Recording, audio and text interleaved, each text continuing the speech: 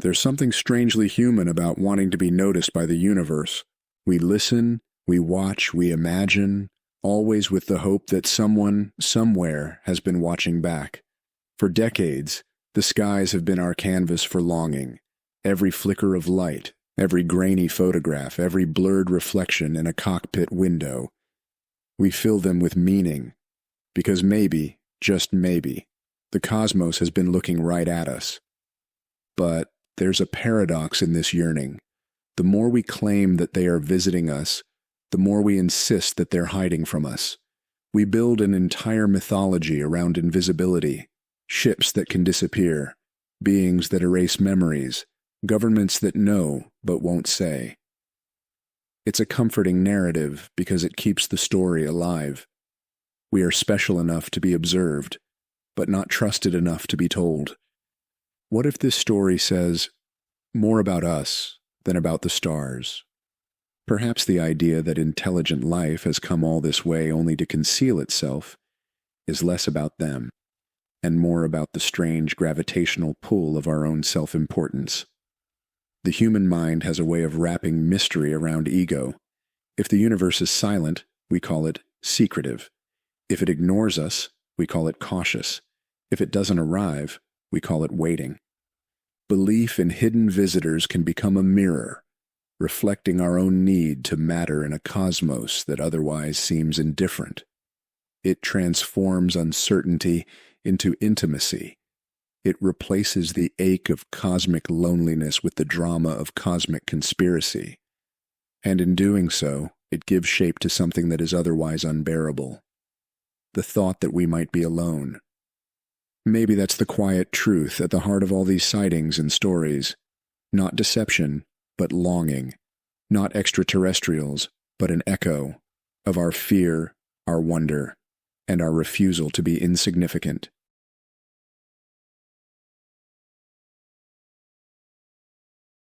There is a strange warmth in believing that we're being watched.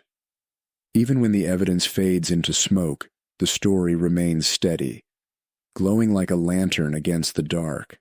It's not proof that sustains belief in hidden visitors. It's absence. The less we see, the more we imagine. The quieter the skies become, the louder the story grows in our minds. When people claim that aliens are visiting but staying invisible, what they're really protecting is not a truth, but a feeling.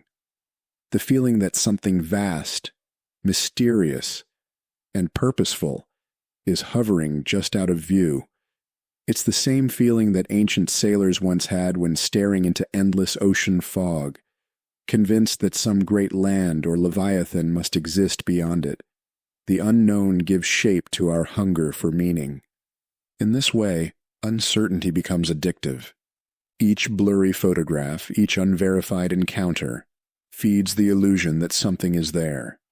If the truth ever became absolute, if we proved beyond all doubt that we are alone, the myth would end, and with it, a certain poetry in the human condition. So we keep the mystery alive by never quite resolving it. We turn doubt into devotion. It's not cynicism to say this, it's compassion. The imagination needs room to breathe, and mystery is oxygen. But when we mistake that oxygen for evidence, we lose sight of what makes the search beautiful. The stars stop being symbols of curiosity and become props for a self-written drama, one where the universe revolves around our need to be seen. Maybe the greatest discovery will not come from finding aliens, but from realizing that our belief in them reveals how deeply we fear our own insignificance. The comfort of uncertainty isn't about the truth. It's about the refusal to live without wonder.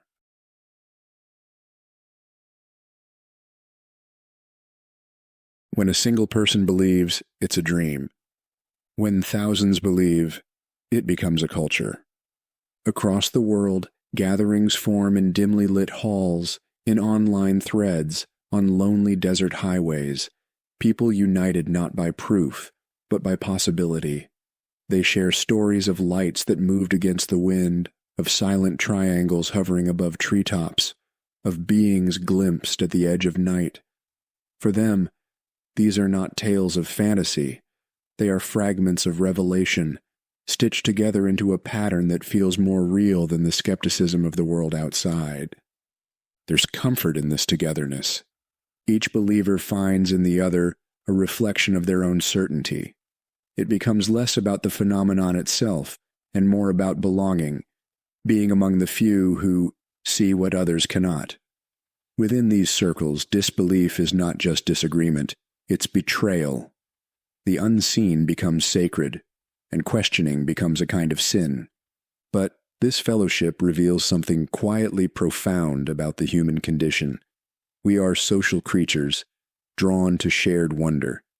Even when the evidence is thin, belief offers a form of community that science cannot. A telescope can show you the stars, but it can't tell you what they mean. Belief can. Yet, like all tight-knit myths, it carries a cost. When belonging depends on mystery, certainty becomes the enemy. To prove or disprove would dissolve the magic.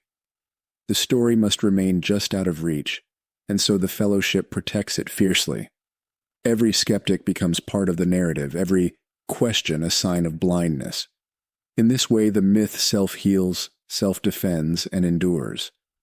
What began as curiosity becomes identity, and identity, once formed, can survive without evidence. Because in the end, the aliens may not be the visitors we seek, but the reflections of our own desire to matter to something greater than ourselves.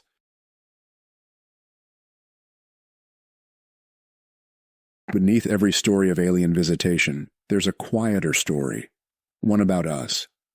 Not the explorers, not the scientists, but the ordinary lives that unfold in repetition. Commutes, screens, bills, empty nights. In that rhythm, it's easy to feel unseen.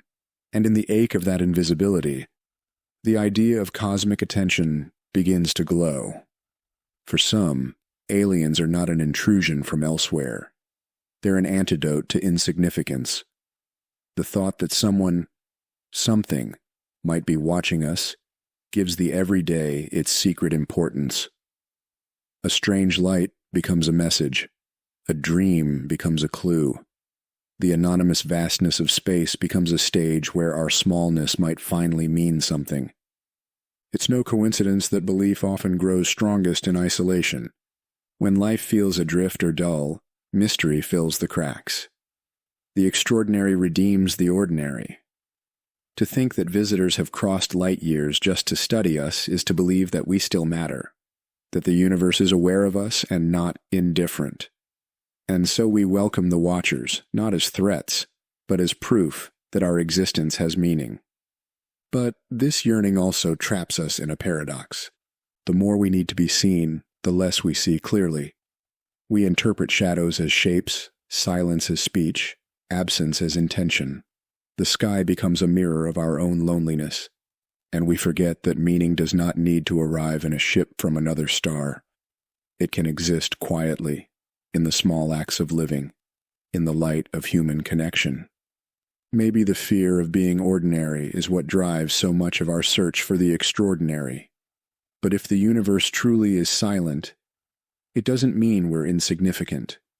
It may simply mean it has given us the gift and the burden of defining significance ourselves. At some point, every searcher looks up and realizes the silence has weight. The radio static, the blank photographs, the unanswered signals, they become the evidence themselves, not of conspiracy or concealment, but of quiet truth. Maybe the silence is not a secret, but a lesson. We have built stories around watchers in the sky because we struggle to believe the universe could exist without an audience. Every mythology, ancient or modern, begins with something looking down on us. Gods, spirits, or travelers from the stars. Each version gives us meaning by placing us in the gaze of something greater. But what if true maturity, true cosmic awareness begins when we no longer need to be watched? If there are civilizations out there, maybe they look upon our obsession with significance and wait for us to stop mistaking attention for validation. wait for us to see that the wonder of existence doesn't depend on being seen by others. The universe may be silent, not because it's empty, but because it understands that growth happens in solitude. There's a quiet dignity in that idea, that we are not ignored, simply left to evolve, that the stars don't hide, they just don't intrude, and in their silence, they teach us something we keep trying to unlearn, that meaning is not granted, it is made. If one day we do make contact, it won't be because we were finally worthy of attention. It will be because we outgrew our need for it. Until then, the night sky will remain what it has always been, not a stage for visitors, but a mirror for the human soul.